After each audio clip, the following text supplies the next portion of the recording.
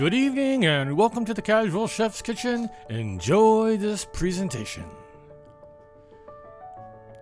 Tonight we're in Ethiopia.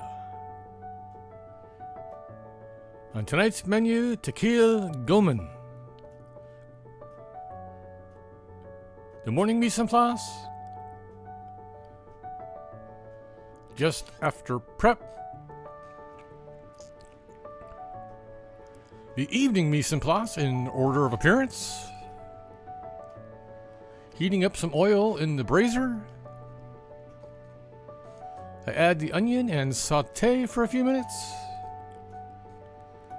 Then I add the ginger and the garlic and saute for about 30 seconds.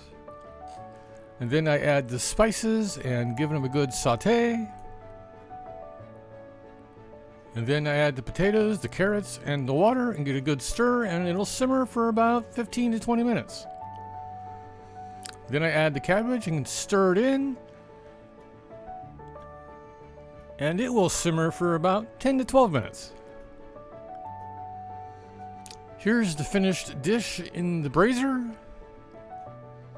And here's the final presentation.